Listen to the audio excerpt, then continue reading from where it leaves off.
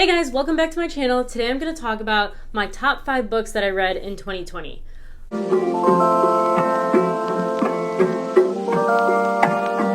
Don't forget to leave a like and subscribe, and I'm just going to get started.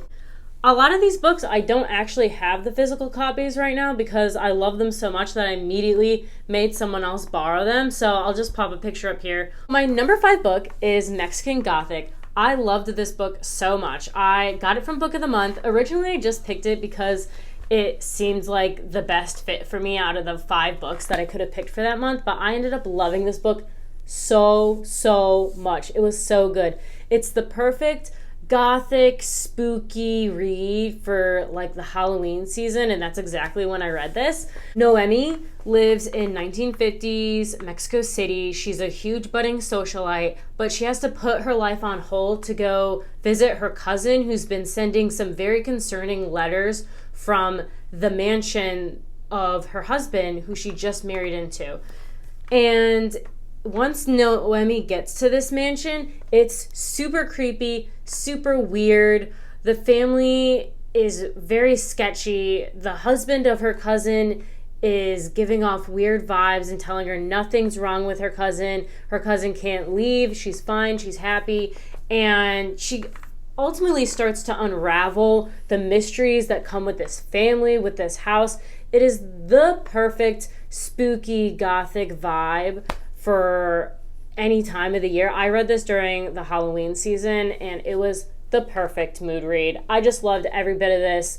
It was amazing. It's super weird. It has a bunch of twists. I just soaked it all up. It was awesome. I loved it so much. I gave it 5 out of 5, obviously because it's one of my favorite books of the year. Well, my next book I do not have because I just recently gave it to my friend Cami so that she could read it, but it is The Invisible Life of Addie LaRue by V.E. Schwab.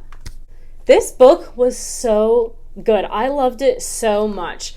So this book is a fantasy novel. It's about Addie LaRue, who, in order to get out of a marriage and be stuck in a life that she does not want to be stuck in, makes a deal with the devil, a demon, whatever he is, that she doesn't want to be tied down to anyone and she wants to live her life until she's finished. The flip side of that is she gets everything she wants and she's not tied to anyone because no one can remember her. As soon as she leaves the room or that person leaves the room, they completely forget who she is. But she's determined to get the better of this devil and she's going to live her life to the fullest anyways. And it's amazing. It's so great. There's romance, there's heartache, it covers loneliness so well, but overall, the writing is just so beautiful. It's lyrical, it's like reading a 500-page poem. It was amazing. It takes place a bunch in France, which I am so in for. The French countryside in Paris during the revolutions. It was just so awesome to like move through the times with Addie and also see like what she's doing now. It's so awesome. It's heartbreaking. I cried a bunch, but I loved this book so much. It was amazing. 5 out of 5. My number 3 pick, I'm so torn up about because it's really not my number 3. It would be my number 1. Just the other 2 books, I feel like it's not even fair to compare anything to them. Like they're just in their own realm. So I do kind of consider this book my favorite book of the year in a way, but it is Ninth House. I also don't have this book because I lent it out to my mom and it is so good. It's a dark academia meets magic meets secret cults meets murder mystery. It's amazing. It has a non-linear timeline. You're kind of going back and forth trying to figure out the events and what's happened. There's a tiny little will they, won't they romance plot that I just clung onto with everything in my being. It was amazing. I cannot wait until my mom finishes it and gives it back because I'm going to immediately reread it just to experience everything knowing what I know. So in this book, we follow our main character, Alex Stern. She's just come out of a very traumatic event that is just like vaguely alluded to. It takes place in Yale. This secret society has recruited her because she has the unique ability to be able to see ghosts, which we find out isn't such a good thing. And this secret society that she's now a part of, it's called the Ninth House. And it is a house to look over the other 8 secret societies on campus and make sure that they don't do anything too violent or too disruptive, which is kind of shocking when you get to see what they actually get away from. It's amazing. I love this book. Leigh Bardugo, I'm now TBRing all of her YA series because it's so good. I'm pretty sure the next book in this series for Ninth House comes out this year. I'm so excited for it. I can't even wait. Like I said, I feel like these 2 last books, it's not even fair to compare them to any other books because they're just so out of this world, in another league. They're amazing. And these are The Way of Kings and Words of Radiance by Brandon Sanderson. These books are so good. I can't even really put into words how mind blown I was when I read these. My husband actually picked these up first. That's why they're these little tiny, small, thick versions and not the like nice, big, floppy versions. But I put up with it. I almost wanted to buy a bigger version just to read, but I had enough self-control to not buy another copy of a book that we already had. So he was reading this for a while, told me it was amazing, but I took one look at the size of this and said, no thank you, I do not want to read one book for an entire month, so I just kept putting it off.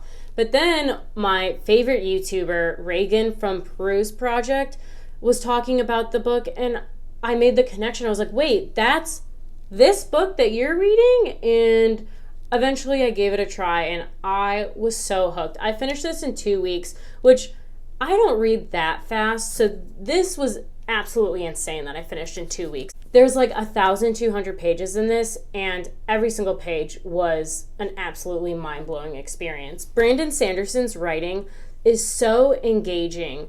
I didn't feel like there was one slow part of this book because even though there was some parts where not a lot of action was happening, his writing, it just draws you in. You just find yourself wanting to read more and more. And throughout the day, I just think, oh, I can't wait to get back to reading this book to really feel what it is like to be just engrossed in this world.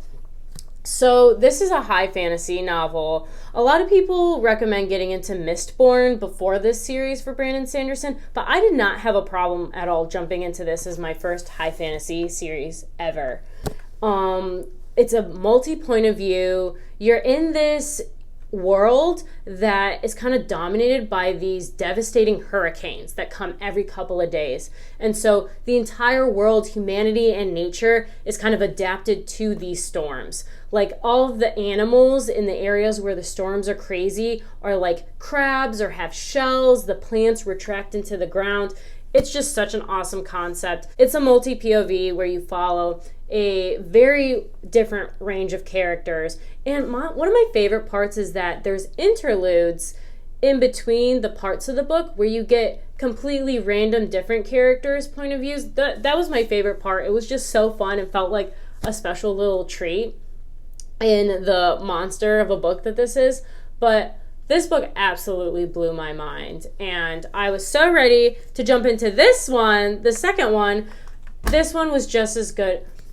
I really think, so Way of Kings is definitely my number 2, and Words of Radiance is my number 1 book, because Shallan was really a main focus of this one, and I love her so much. I love all the characters, but my heart especially goes out to Shallan, which I felt the same about Kaladin in the other book too. So Brandon Sanderson just really toys with your entire being while you're reading these. But this book was so amazing.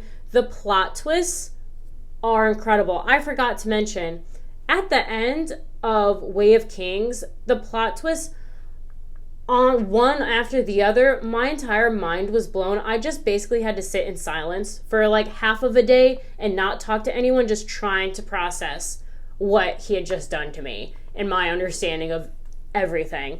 This book was so amazing. There were parts in it where a plot twist would happen. I would gasp, and my husband would say, "Why? What happened?" And I was like, I can't even put into words right now what happened. I can't even comprehend it yet. I have to think about it for a few minutes before I can even speak it out loud. It truly blew me away. It was so amazing.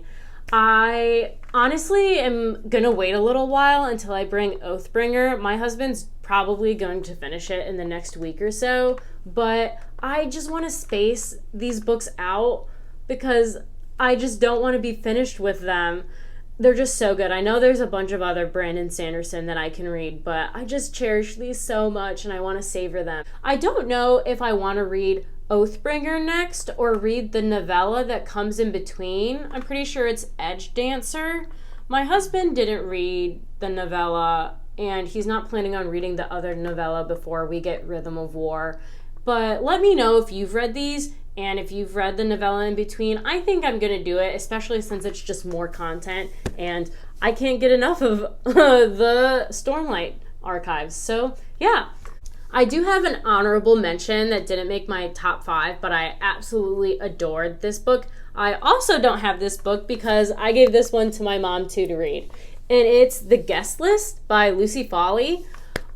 This book, a lot of people weren't a huge fan of it. This was one of the first thrillers I ever read, and it gave me absolutely everything and more that I wanted out of it.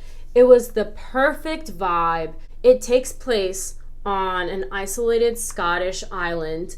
It's a very prestigious couple's wedding is occurring. Everything has to be perfect, and a murder goes down.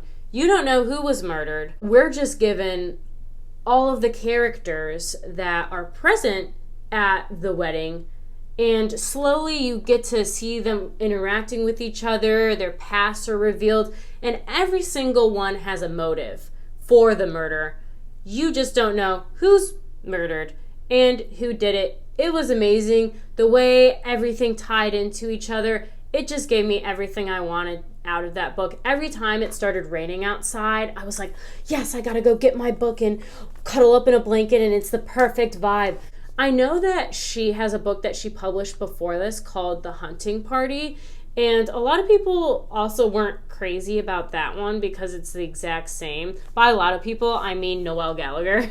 And I'm honestly really excited to read The Hunting Party because I loved The Guest List so much that to know that, oh, she has another book that's almost the exact same setup and format, I'm so for. So I'm definitely going to put that on my TBR this year. My TBR is so big. Who knows if I'll actually be able to read it, but I'm really excited for it. Let me know if you've read any of these books, if these are on your TBR. If you dislike these books, I would love to know. I'm going to be uploading on this channel every Monday, I think. I might change it to another day in the weekend, but I'm planning on doing it every Monday at 11. Probably one video a week, but who knows, I might get extra motivated one week and give you guys a little surprise in the middle of the week. Thanks so much for watching this video. Don't forget to like and subscribe and leave me a comment down below on your thoughts. Thank you so much for watching, guys. See ya!